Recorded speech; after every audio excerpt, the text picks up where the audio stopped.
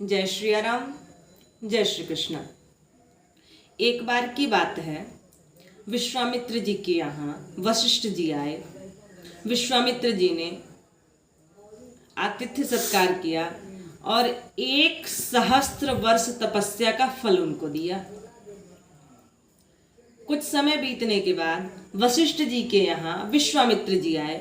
विश्वामित्र जी जब आए तो वशिष्ठ जी ने आतिथ्य सत्कार करके उनको आधी घड़ी सत्संग का फल दे दिया, अर्पित कर दिया।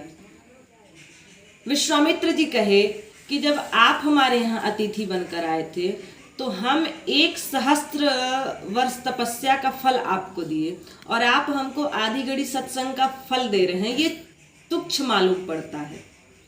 विश्वामित्र जी के ऐसा कहने पर वशिष्ठ जी ने कहा कि हम किसी के पास चलते हैं और निर्णय कर लेते हैं कि 1 सहस्त्र वर्ष तपस्या का फल बड़ा है या आधी घड़ी का सत्संग बड़ा है। दोनों लोग ब्रह्मा जी के पास पहुंचे। ब्रह्मा जी ने उनको विष्णु भगवान के पास भेज दिया। विष्णु भगवान ने उनको भोलेनाथ के पास भेजा। भोलेनाथ जी ने उनको शेषनाग के पास भेज दिया।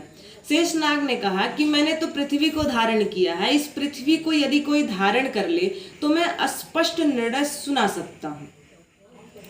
विश्वामित्र जी ने कहा कि यदि 1000 वर्ष तपस्या का फल बड़ा है तो ये पृथ्वी ऊपर उठ जाए। पृथ्वी टस से मस नहीं हुई।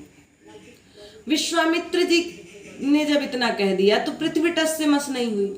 और वशिष्ठ गुरु ने जब कहा कि आधी घड़ी सत्संग का फल बड़ा है, उसका यदि इतना प्रभाव है तो ये पृथ्वी ऊपर हो जाए, थोड़ी देर के लिए ऊपर उठ जाए, तो पृथ्वी थोड़ी देर के लिए ऊपर उठ गई।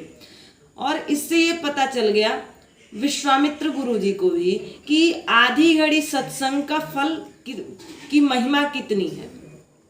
और रामचरितमानस में भी लिखा कि तात स्वर्ग अपवर्ग सुख धैर्य तुला एक अंग तूल नता ही सकल मिली। जो सुख लव सत्संग, जो क्षण मात्र के सत्संग का जो फल होता है, उस फल की जितनी महिमा होती है उतनी हजारों वर्ष की तपस्या की भी नहीं होती है। इसलिए सत्य का संग करे। सत्य का संग यानी सत्संग यानी परमात्मा का संग, परमात्मा का सानिध्य, परमात्मा की शरण में जाए, सदैव भजन करे, कीर्तन करे, भगवान श्री राम के नाम का सुमिरन करे, स्वस्थ रहे, प्रसन्न रहे।